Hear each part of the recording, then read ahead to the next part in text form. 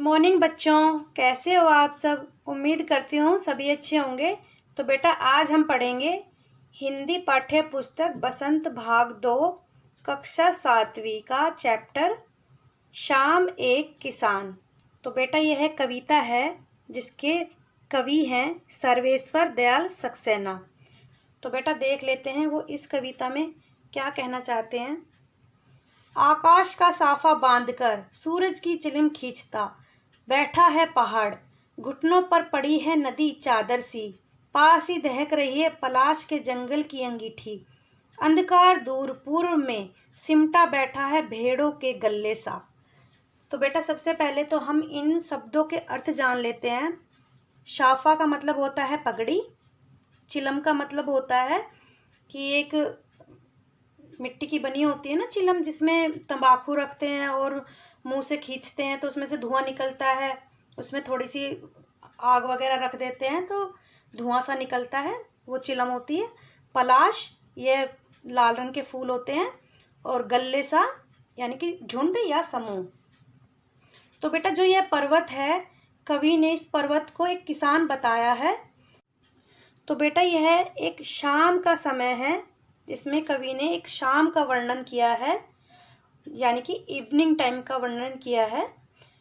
तो जो ये पर्वत है, यह पर्वत ऐसा लग रहा है जैसे इन्होंने बादलों की पगड़ी बांधी हुई हो। ये पर्वत को कवि ने किसान बताया है और ऐसा लगता है जैसे इन्होंने बादलों की पगड़ी पहनी हो। और साथ में जो ये सूरज है, ये ऐसा प्रतीत होता है जैसे कि एक चिलम खींच रहा हो, यानी कि जो सूरज की छोटी छोटी किरणें निकलती हैं वो देखने से ऐसा लगता है जैसे उसमें थोड़ी आग हो और उसमें से हल्का हल्का धुआं निकल रहा हो। तो ये नदी ऐसी लगती है जैसे घुटनों पर इन्होंने एक धोती या चादर ओढ़ी हुई हो। किसने? पहाड़ों ने। तो बेटा जो ये पलाश के फूल हैं वो ऐसा लगता है जैसे कि कोई अंगीठी जली हो। अंगीठी का मतलब है जिसमें हम आग जला के रखते हैं, सर्दियों में आग जलाते हैं ना, तो वो अंगीठी सी लग रही है ये। जैसे कि लाल रंग के फूल यहाँ पर उगे हुए हैं तो ये ऐसा लग रहा है जैसे अंगीठी जली हो, अंगारे जल रहे हो यहाँ पर। तो ये शाम का कवि ने वर्णन किया है। और जब दूर पूर्व में अंधकार छाने वाला हो रहा है तो वहाँ पर जो भेड़ों का समूह है वो ऐसे सिमट कर बैठा है दूर से, जैसे शैडो सी आती है ना, एक परछाई सी आती है, तो वो दूर से देखने पर ऐसा लग रहा है जैसे कि वो भेड़ों का समूह जो है सिमट कर बैठा हो। अचानक बोला मोर, जैसे किसी ने आवाज दी, सुनते हो?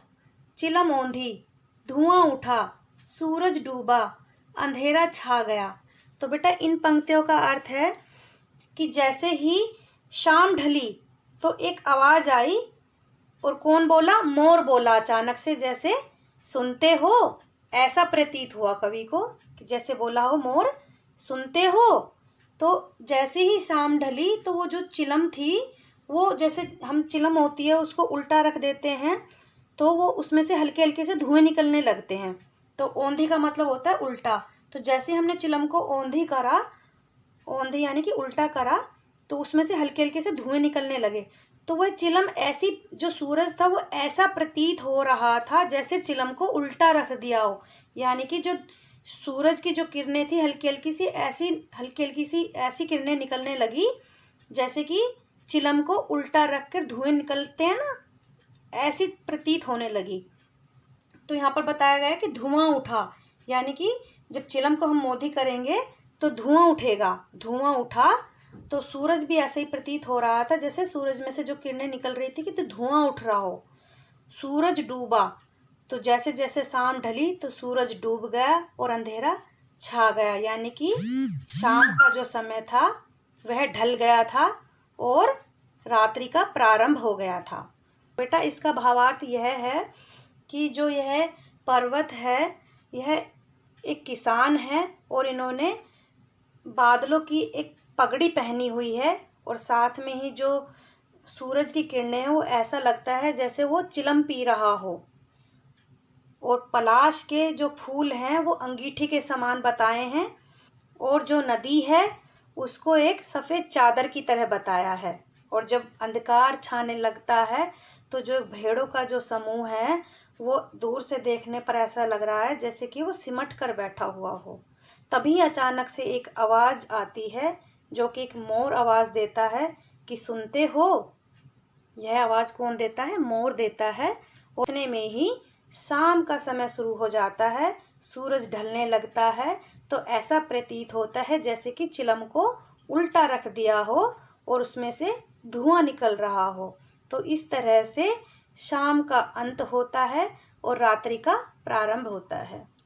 तो उम्मीद करती हूँ बेटा आज की कविता आपको पसंद आई है। अगर पसंद आई हो तो एक लाइक ज़रूर करना। जय हिंद, वंदे मातरम। धन्यवाद।